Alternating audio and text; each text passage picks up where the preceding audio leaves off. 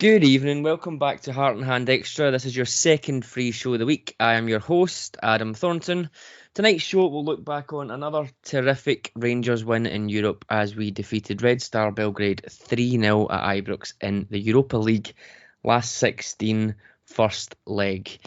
Joining me tonight for his second extra show in a row after being such a good luck charm last week, we have Andy Barnett. Andy, how are you? Bring me back every week and Rangers will win. That's the formula. I'm good, mate. How are you? I am very well, thank you. Yeah, we were just talking off air. It's a busy night, the Thursday night. I'm sure everyone's the same. People have got a lot longer journeys than me to go, but going and doing the press and hanging about at the end and waiting for the press conference and then coming out again. It's a busy night, and then when you come home, I don't know if everyone else is the same, but I'm way too amped up to go to sleep. So I got in about 11:30 last night. Couldn't go to sleep. Watched as much of the game back as I could stomach. So it was a late night getting to bed. Obviously, you're 2 hours ahead, so it's not really an option for you, is it, with young kids? No, it's not. But I don't sleep after games, especially games like that. I'm just buzzing the adrenaline. So it was like 4 a.m. local time for me by the time I got to sleep. So not the greatest. But listen, if I'm not going to complain if we keep getting results like that. I think that's the thing. Yeah, we're absolutely willing to grin and bear it when we get those. Okay, let's dig into it then. So, fantastic result for Rangers again in Europe, as we said. They're almost becoming par for the course over the last few years. Pre-game, if I'm being honest, I thought we would have won the game. Maybe I was verging on a 2-0, but I didn't see it being a 3-0. And I think that's probably fair on reflection. Red Star, as we'll come on to, probably a little unlucky not to score. I think you're always a little unlucky not to score when you get a penalty, to be honest. But probably on reflection, I think maybe a 3-1 would have been fair. In terms of pre-game, Andy, I know you were relatively confident as well. Was that still the case as we got close to kickoff? Yeah, very much so. I predicted 3-1 as well, like yourself. I thought we would win by 2 goals last night. I did fancy them to score because they are a good team. I mean, as we saw during the game, they do create chances. I mean, we can talk about how well we played the defensive line and so on as you get into the tactics side of things, but they are a dangerous side. And I've got a friend here who's a Red Star fanatic, absolutely mad for it here. And he was telling me before that, they're playing well. They're a very, very similar situation to us, both what they've been through in the last year, being unbeaten last season and being 3 points behind their rivals this season. So there's a lot of similarities between the teams. But I felt, given that we were at home and that we did dispatch Dortmund home and away effectively, that we had nothing to fear going into the game. So, yeah, I did go in with confidence. Yeah, I think that's it. When you look at it in the kind of bare facts outside of the whole Rangers anxiety, beating the favourites convincingly in the last round, there really shouldn't be fearing, no disrespect to Red Star, but we really shouldn't be fearing a team who are lower quality than them. I think it's fair to say.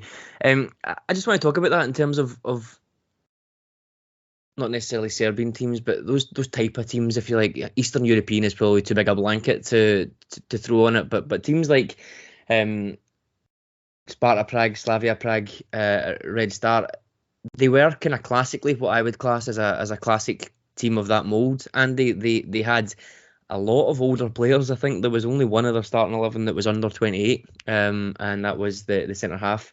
A lot of older players and a lot over 30, as you would expect. I think we've seen that. I think they were wily, maybe is that the right word in terms of how they played. Yeah. They were quite crafty. They would create chances. They obviously, given what we've just spoke about, they weren't blessed with searing pace or really quick combinations or anything like that. It was just more kind of decisive balls over the top, causing us issues. Supreme talent up front. Some of the offside finish for the second goal in particular was excellent.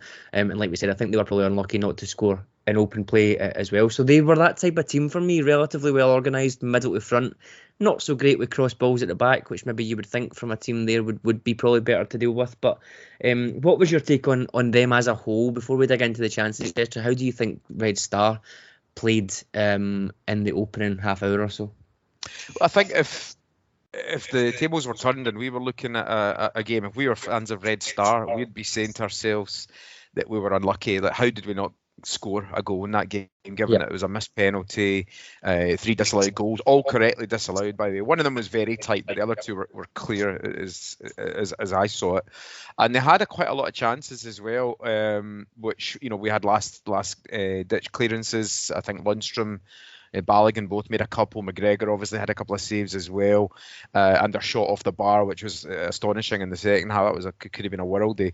So I think if we were Red Star fans, we'd be wondering how we didn't on earth get at least one, if not 2 goals in that game. Let's be fair, if that was us. However, with that said, that's what the small margins in football are about, and we've seen down the years that we've had games like that as well, where we've had lots of chances, not being able to score domestically and in Europe, and ended up being on the receiving end of clinical finishing. And that was us last night. We know our team knows how to play this competition. And I thought they were slick, Red Star. I thought they had some lovely players up front. The way they control the ball, their touch, their movement was good. But yeah, they weren't quick, and they weren't good in the air, and I think that's what cost them and what ultimately helped us. Yeah, I think to pick out the 2 that you mentioned there, Katai with the finish for the second goal that was offside, I thought was a fantastic finish, and he did look dangerous all night. He missed the penalty as well, and he had another goal offside, so he got a hat-trick in his last game, and he could conceivably have had a hat-trick last night. Thought he was very good. And then their number 10, who played as a number 8, confusingly, Kanga, was, I think, who hit the shot, and you're right, that was 35 yards out, and it dipped and fizzed all the way, and it hit the bar. I did think McGregor got a touch, but I think he didn't. But yeah, like you said, clinical from Rangers. Not going to complain about a goal from a set piece. Not going to complain about a set piece move that results in a goal, as we've seen for the second goal. Those are probably what you would class as low value opportunities, but you need to be clinical with them, and we were. So no, I would agree with that. I have to say, the first half hour was one of the most absorbing 30 minutes of a game I've seen in years. We've spoke about some of them, but 2 penalties, 2 goals, another strong penalty shout, 2 offside goals, that wonder save from McGregor for the goal, for the penalty, all packed into it. It felt in the press box like you barely had time to breathe. We're kind of watching it in a bit of a daze. It was such a chaotic and brilliant start to the game. Did that kind of come through at home, obviously, Andy, when you're watching? And I'm keen to get your take on that. And then I'm also keen to get your take on all of the VAR decisions. Were there any that you thought we kind of disagreed with throughout the penalties, the offsides, and maybe the penalty that we didn't get?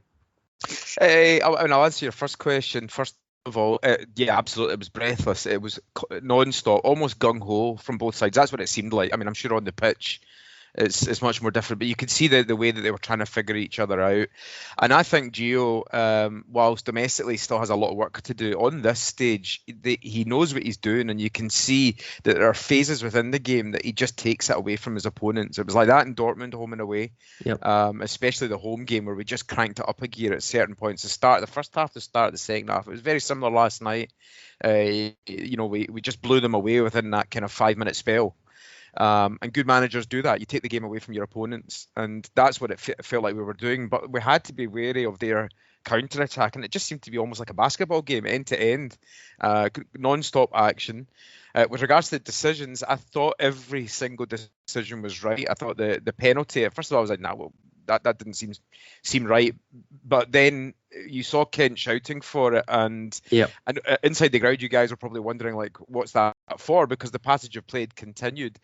And then when you saw it on the replay, it was a clear penalty, and the argument made for Kent not being in control of the ball is redundant, because he was still in relative control. None of the other players were in control of it either, and he was clipped as he's attacking the game. As far as I know, Adam, maybe you can correct me if I'm wrong, but that is a penalty by the rules. He was clipped. It was inside the box, and it's irrelevant that he didn't have complete control of the ball, because nobody did, and it was still an attacking passage of play. Would I be right in saying that? I'm not sure on the exact rules. I think that's the gist of it. But in any case, I'm not sure, because if you think, I don't know, playing devil's advocate, if Bassey swings the ball into the box, and it's going 5 or 10 yards ahead of Morelos, but the Red Star Belgrade defender pulls Morelos back or wipes him out, then it would be a penalty without any of the two even touching the ball. So I'm not sure it's really relevant. And you're right, it's an excellent call, because Kent, he does that so often. His feet are so quick, and he slips past, and the guy leaves a leg dangling. We can talk about intent there. The guy leaves a leg dangling, and there is contact, and he does hit him, and he's well within his rights to go down. I don't even think it's a case of going down. I think he hits him and he goes down. But Yeah. we see that quite a lot with Kenty's quick feet, and they just can't really deal with it. So I thought excellent to get it on VAR, and that once you understand how VAR works now, it took me a while, maybe only the last couple of weeks, but once you understand that if they go and look at it, you're probably in with a shout of it being a penalty. But then also, even when they come back on the pitch and they do the little TV screen, then you know it's a penalty. It took me ages to figure that out before, because I just thought they would do that every time, because we don't see it as much up in Scotland. So once you understand that, I think it takes a wee bit of the angst out of it, or at least gets the angst out the way quicker, which is good. But yeah, it's definitely been our friend. And I've seen a few people say, oh, we got away with this or we got away with that. The offside goals every single time the linesman put his flag up, so we didn't get away with anything. Like, it was offside. It didn't have to go to VAR to be overturned or anything like that. The guy put his flag up 3 times, so they're offside. You don't get credit for that. And you mentioned yourself about the high line. That's something I want to come on to. We'll talk about Tavernier now. He mentioned post-match, actually, that they had worked on maybe keeping a bit more of a high line, because I think of Red Star's propensity to either play balls over the top or try and play on the last shoulder. And you kind of noticeably seen it. Like you said, 1 out of the 3 I think was pretty marginal, but other than that, we marshalled that defence very, very well. That was interesting that he thought to mention that post-match. It shows it must have been something they were working on quite a bit. Absolutely, and they won't get credit for it, which they should get credit for. They kept a clean sheet, and it will always be a case of three offside goals overturned by VAR. If it wasn't for VAR, well, that's not true, first of all. But as you said, it was excellent defensive play to force the offside rule, and that has to force Red Star into playing a different way, because they were getting caught constantly. It wasn't just those chances. There were other moments in the game as well, I believe, that they were offside, and that is a great tactical play by Rangers. The first one I think was definitely offside. The guy, when he got sort of hit him on the back of the heel, and then he ended up scoring putting the ball in the net marvellously. But that was definite. The second one was the contentious one for me. If it could have gone either way. That was the one that I was like, oh, I think we might have got lucky. But again, when it showed the lines, he was just offside. If it was the other way around, I'd be angry that it was given against us, but that's the rules. Them's the rules, and that was correct. I think we can maybe hold McGregor a little bit accountable for that, had that been conceded, because that was his one mistake. Yeah. His one mistake that he did make last night, and what was again another incredible European performance for him, which we'll come to. But that I would have been very angry with him for that drop. And then the last one, like you said, it was perfectly defensive time, moving the line out, and the rebound, which again was a great save from McGregor, and the rebound was put in. He was about a yard offside. So great tactical work that they'd obviously worked on the training ground, and they sort of implemented it to perfection. I think it was something they should definitely get credit for. With regards to the other penalty decisions, Adam, their penalty was a definite penalty. You could maybe say it was outside the box, but on the line as in the box. Ryan Jack didn't really complain and contest too much, so correct decision there. And the other one, I think, was that a pullback on Kamara? No, there was one in the first half on Kent again, where I was down the opposite side, closer to the Copeland, but on the left-hand side of the box, it felt like Kent went down under pressure, and the referee kind of waved him away. Yeah, he was. I think he was held with the shot. I think that was the right decision. I have to be honest. If again, given the other way around, I think I would be very angry if that had been given against us. Anywhere else on the pitch, maybe a free kick, you could argue, but it just seemed like a genuine 50-50, and the guys blocked Kent essentially. I don't think there was too much in that one. So all in all, I think they got every decision absolutely right. Absolutely. I haven't seen that one back again, so you're probably right. We'd have seen it a few times if it had been close. Let's talk about the actual penalties then, before we come on and speak about some more stuff. So Tavernier's penalty feels like he's changed his penalty style a little bit over the last couple. I can't quite remember how many in a row that is he's scored. It's definitely 4, but he did go through a bit of a rocky phase. But it feels like he's changed it a little bit. Certainly the Dortmund at Ibrox and last night, a bit more of an open foot, if you want to call it that, and he's kind of getting a bit bit of dip and curve on them, almost like a free kick at times. This one's even more dramatic, I think, than the Dortmund one. Few people saying he maybe slipped.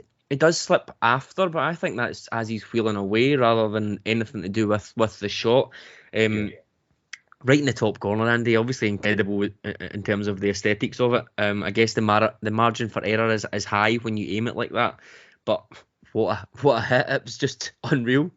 It's practically physically impossible for a goalkeeper to get there, even if it's not hit with tremendous pace, which it wasn't. You know, like you said, he sort of curled and dipped it, and from 12 yards, not easy to do. It was a terrific penalty. It's one of the best you'll see in terms of positional appliance, like where he's put it. It's just perfect. He did slip afterwards. I mean, yeah, there's no doubt, but I don't think it was a result. I don't think his shot was a result of his slip. It was just all in the one movement. Obviously, the slippery surface. I think that was it. Martin Keown or somebody on the highlight shows mentioned that he'd scored 7 in a row or something like that. I'm wrong with that, but something like that. But certainly in this competition, he has an incredible record. Once again, 3 games in a row now. That's opened the scoring for us. And it's one thing saying, Tav gets most of his goals from penalties, which he does, but he still has to score them. Yeah. And in that pressure last night, and once again, he had a terrific game, but that pressure to really get us in front early doors is enormous. But he stands up time and time again and puts the ball away where the keeper can't get it. It's an interesting technique, and he had a few saved, the last year, and I think the season before last, when he had that little sort of 3 in a row that was saved against him. So he's obviously had to change it up a little bit. But listen, it's working, Adam, and again, 3 seriously important goals under immense pressure. You can't give the guy enough credit for that. I think you're right. Pressure of the stage, etc. as well, but also pressure when you think that game and both Dortmund games, the penalty puts us 1-0 up in those games. So exactly, 0-0, getting your head in front, especially in this game, which we're going to come on to, because for me, Rangers did not start well at all. We were off it. There was some balls going out of play. One I can remember that Bassi tried to get to in front of me in the on the main stand side. We just felt like things weren't quite as intense as they had been. We started with a 4 at the back with Glenn Kamara as the most advanced midfielder. Probably was a number 10, which is a little bit strange. I asked the manager about it post match in terms of what he wanted to get out of that. But that was a bit strange. And like I said, the defence was in a flat back 4. Andy, I didn't think the defence looked great early on. Felt like they went maybe man for man a little bit with Red Star's attackers, and they were kind of pulling us apart a little bit and finding holes, getting some luck with their high balls over the top. So that was a bit of a concern. But then obviously getting the penalty, and when that second offside goal, the one that you mentioned at McGregor, maybe that was a ball over the top McGregor could have done a little bit better with. But immediately after that second offside goal, Gio changed it in game. Lundstrom came back. They went to a back 3 with a more kind of conventional Morelos and Kent up top.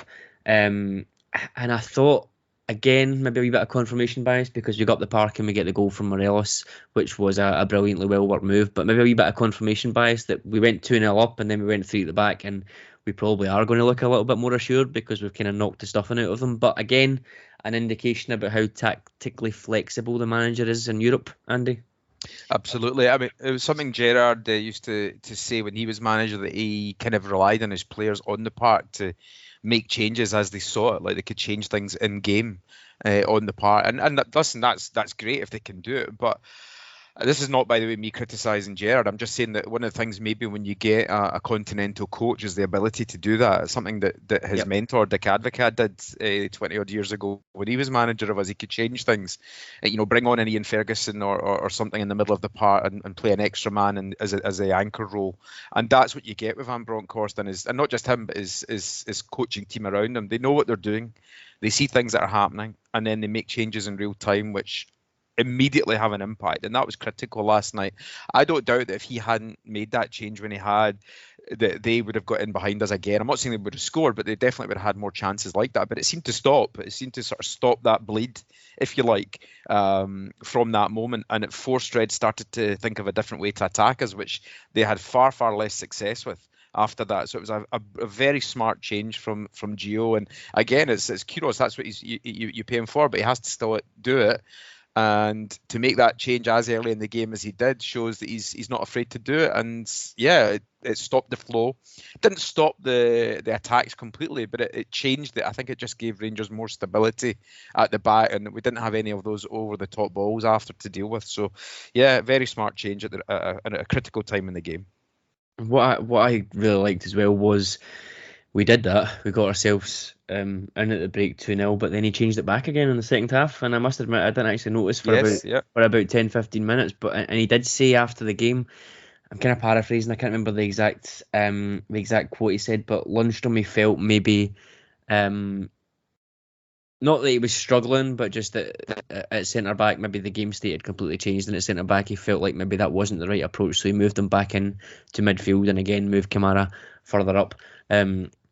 So that was quite interesting that he recognised this is for a period of time in the game, to whether it's take the sting out of the game, whether it's to be more aggressive with Morelos and Kent up front to try and be on the break to get that third goal or not, whatever the reason he decided to do it for basically a half-hour period and then come back again. That to me, that shows that flexibility. So that was fantastic. It was great. I just wanted to jump in there and say, like, you could see it watching on the TV. You could see the changes because obviously they were talking about them in commentary. Although, as usual, Stephen Craigan a bit slow with everything. He's kind of 5 minutes behind everyone else, but they still did mention it. And you can see what was going on watching it on the TV. And I think what was interesting is that although Lundstram wasn't as effective in the back as he is in the defensive midfield role, he didn't put a foot wrong in either. And I think that's what's so great about having a versatile player.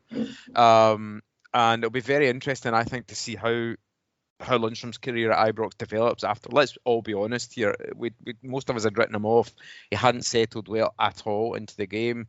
But it seems that Gio has invigorated him in many ways. And to have somebody that can make, not just play in different positions, but actually change in the game twice, I think is quite an important player to have. So he could be critical in the running, Adam, not just in Europe, but also domestically as well. It could be, and I think it's interesting that there's a tactical flexibility switching, but then also, like you said, being able to do it without making a substitution is huge.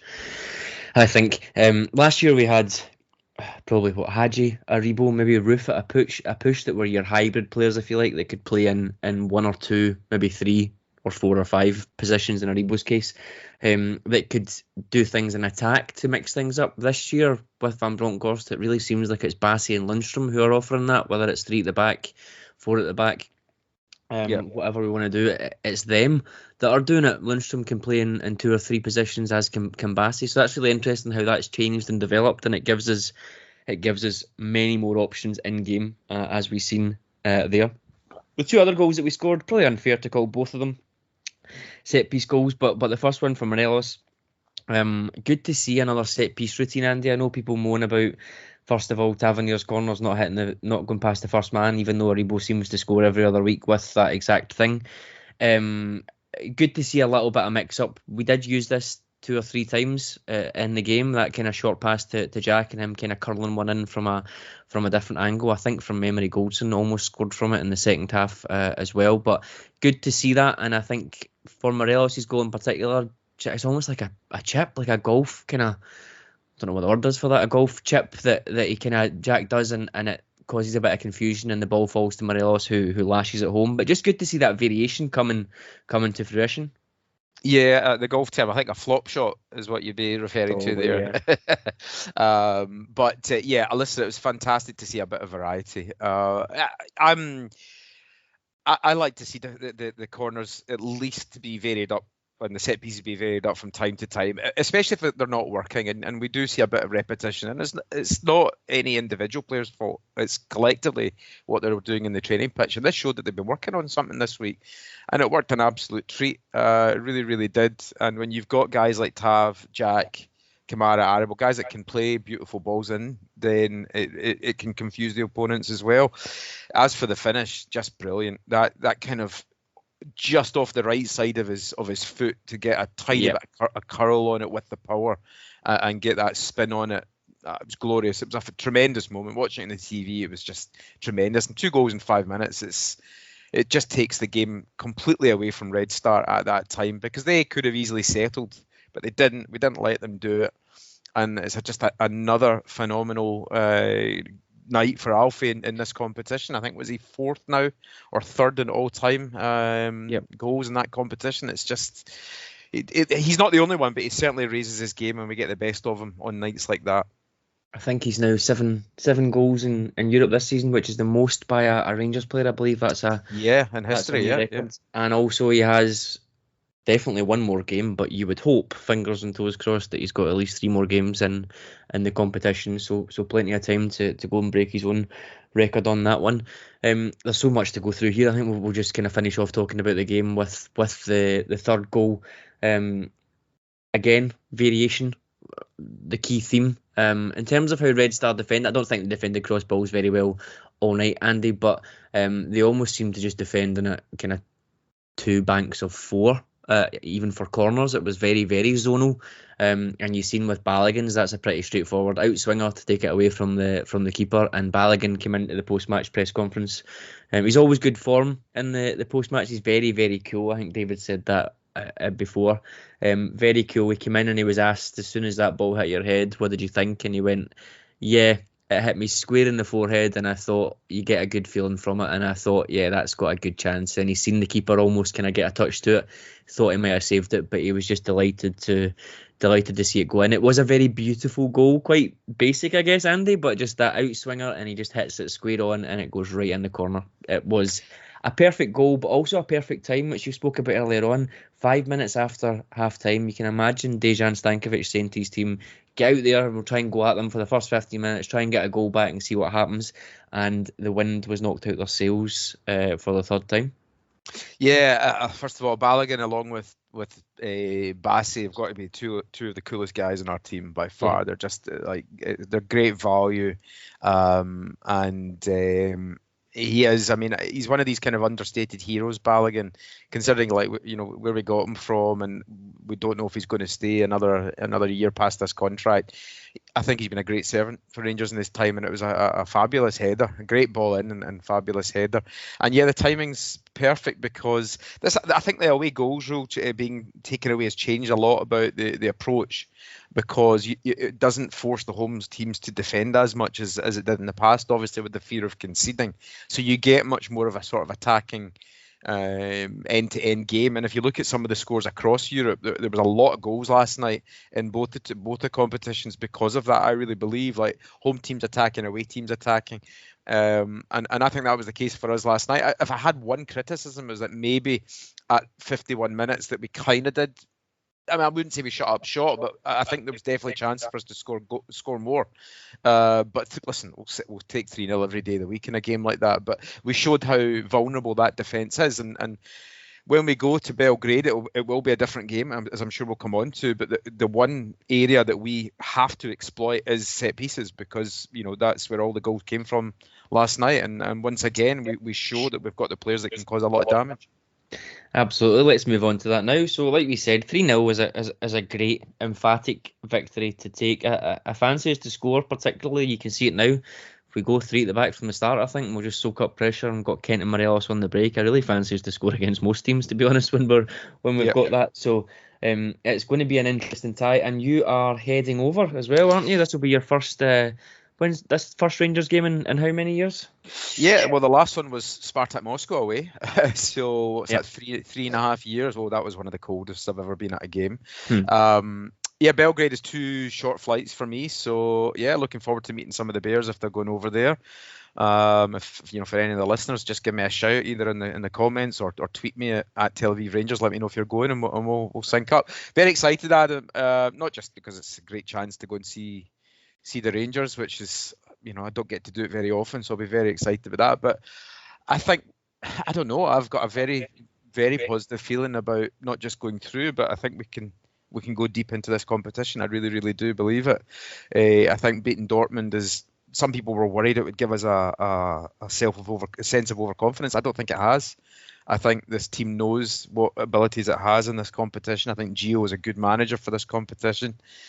And I really believe if we if we can get maybe a little bit of luck in the draw, there's one or two teams that I would like to avoid potentially. But if we get through Red Star, which I believe we will, I'm very excited about our chances. And this is hopefully the first of maybe 2 or 3 away trips I can get to. Fingers crossed. But yeah, listen, I'm very excited. All things joking aside, I'll be looking forward to going over. What about yourself? Are you going, or know anybody that's going? I'm not going. I've ripped the arse out it over the last few months in terms of Copenhagen, and then almost Lyon, and then Dortmund. So with 2 young kids in the house, as you know, I'm going to sit this one out. Plus, I think I can only get a day off holiday wise from work, so 4 hours. So keep that for the final for Seville. I know. The final. My holiday year runs until April to March, so I'll be fine for any next legs if we get through. But yeah, 4 hour 40 trip each way on a day trip wasn't quite what I fancied this time. So no, I sadly will not be there, but I'm sure you and everyone going will have a fantastic time. On to domestic matters then, Andy, if we must. The team, what I would say about the rest of the second half, obviously we mentioned some of the chances that Red Star had, but the team looked visibly dead on their feet, I think, from about 70 onwards. We did make some changes. Sakala came on. I don't think he did very well when he came on, a little bit rabbit in the headlights. Sands, I thought, did okay when he came on to kind of give Jack a bit of a rest. He looked okay at points, but guys like, I'm thinking Morelos, Balogun, you would imagine wouldn't be able to go again at the weekend. What do we think for the weekend then? I'm conscious it's a Scottish Cup final. Scottish Cup quarter-finals. We do want to go far in that tournament as well. However, we probably do have priorities that we need to have a think about there. What would you think for this game in terms of other players coming in to get a bit of game time, but still give us a strong enough team to go out and hopefully put on a decent performance against Dundee? Well, we have to win first and foremost. Performance is secondary in a game like this. It's a cup quarter final. Just getting through is the key. There's no room for forgiveness or recovery in this. It's either we go through or we don't.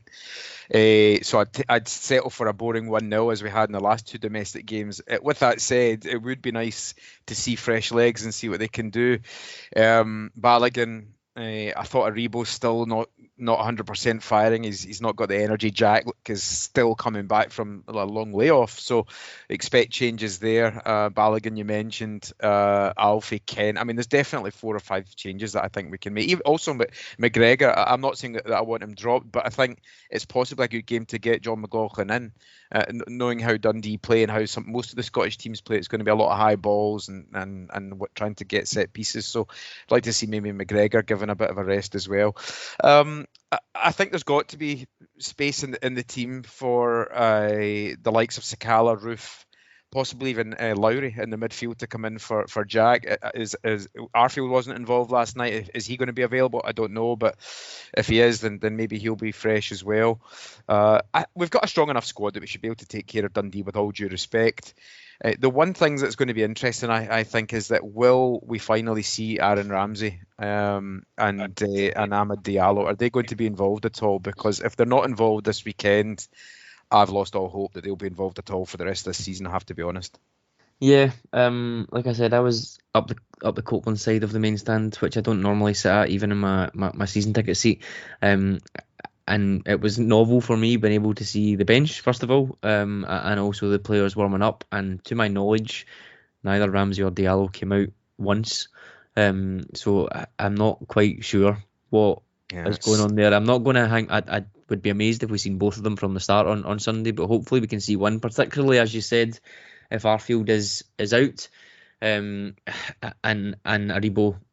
Maybe is this the game to give him a rest? I'm not sure. Does he maybe possibly get a rest next Thursday night if we want to be this team that's quite compact and sit and play on the break? Do we maybe try and give him a rest then? I don't know. This is what the manager is paid to do. But I think for me, I don't want to change too much. I think we just take out the players that maybe are a wee bit of high impact. Like I possibly look at bringing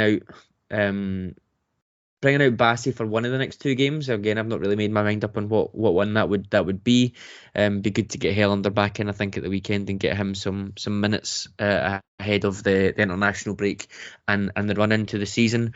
I'd love to see Roof. I would love to see Lowry. I think Diallo. hasn't for me. I don't. For me, I think he's been harshly treated from the fan base. If I'm being honest. Yeah.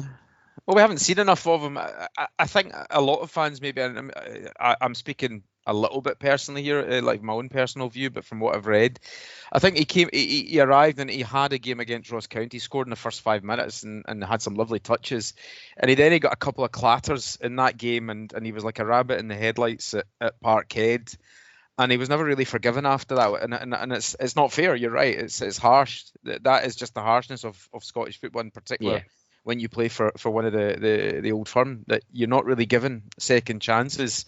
I don't know if he has the physical capabilities for a game like the weekend, but if you can't, as I say, if you cannot do it against probably the poorest team in the league, then what can you do? So yeah, he's not been given a proper chance. That is true, and fans are very harsh on him. But again, it's just the manager also. He's obviously seen him in training and not seeing enough to pick him. That's the thing. Yeah, and that's what we're all. I think he's had a knock in the last one or two, but yeah, you're right. Before that, I think, I guess we'll need to wait and see. But yeah, for me, I think he hasn't been atrocious. I think you could pick out quite a lot in the Celtic game against Dundee United. Yeah, fair enough, he should square up, but a guy comes on and wants to back himself. It's unfortunate given how high pressure that was and how literally it would have been an open goal and would have won the game. But I don't think it's quite enough for me to say you should never play again for the team or anything like that. I think I would be happy to give him some more time and see how he contributes. But I think key for me, be interesting on Morelos. I don't think there's can you really afford to drop Morelos or not? I'm not too sure, but he did look what's tired. the alternative? I know.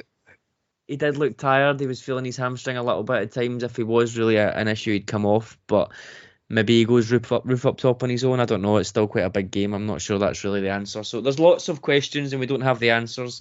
And unfortunately, we're having to record before the press conference today. So we won't really get any of that insight. So this might all change by the time the show comes out. So apologies in advance for that. I think we've covered everything that I wanted to get through. Andy, best of luck on your travels next week. Hopefully you can, I was going to say bring back, but hopefully you can get a win and take it back to your house and then post it to us back in Glasgow. That would be fantastic. But thank you. It would be my pleasure. No, absolute pleasure. The only thing we didn't mention, just a wee special note, was how good was that save from the penalty from Alan McGregor? Of course, we didn't. I was going to make that joke. You've just reminded me. That was a great penalty from Katai. First of all, outstanding save. One-handed. The power he got to rebound that away was incredible. Seen quite a few people, not of a Rangers persuasion, saying he was off his line. As I think David tweeted last night, he's not come off his line since 2004, so that's impossible. But yes, credit where it's due. No one, I think I can speak for everyone who's maybe been criticising him, no one has ever criticised his shot stopping ability or his ability from penalties. So to see that, even after a rough few weeks for him, to see that last night was no surprise to me, and that's how good he's been for the last few years.